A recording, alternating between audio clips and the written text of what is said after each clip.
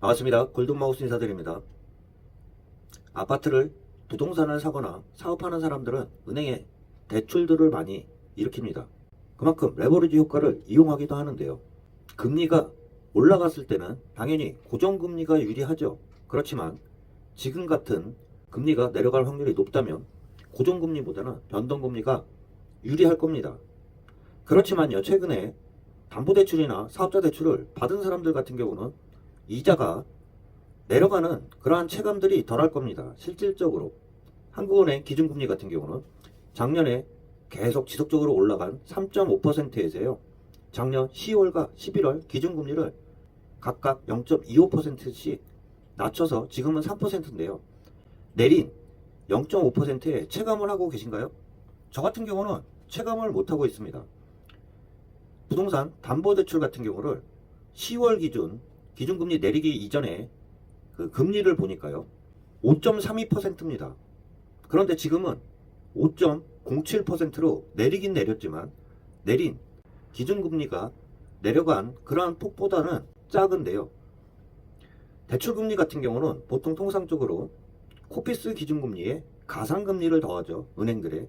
거기다가 은행들의 우대금리를 깎아주는 형식으로 대출금리가 정해집니다.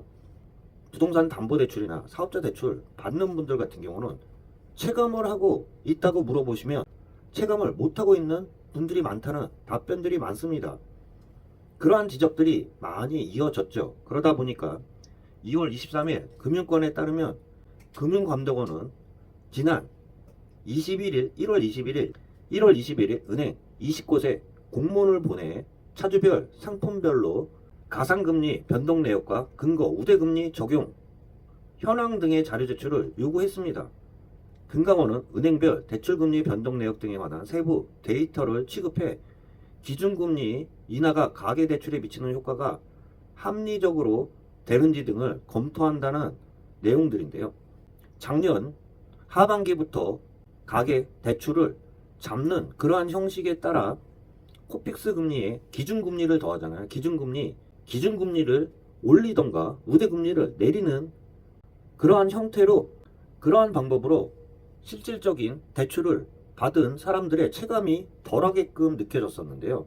오늘 발표한 금융감독원의 금감원의 이러한 조치로 실질적인 대출금리가 이어지는지는 한번 살펴봐야 되겠지만요. 변동금리가 내려가면 기본적으로 기준금리가 내려가면 체감할 수 있는 그러한 정책이 당연히 기본에 따를 겁니다. 2월달 우리나라 국내 경제가 안 좋자 이번에 기준금리 같은 경우가 기준금리가 동결될지 하락할지 또 초미의 관심사가 되고 있는데요. 기준금리가 내려가도 체감할 수 있는 정책이 바로 뒤따라야 된다는 생각 말씀드립니다. 골든마우스였습니다.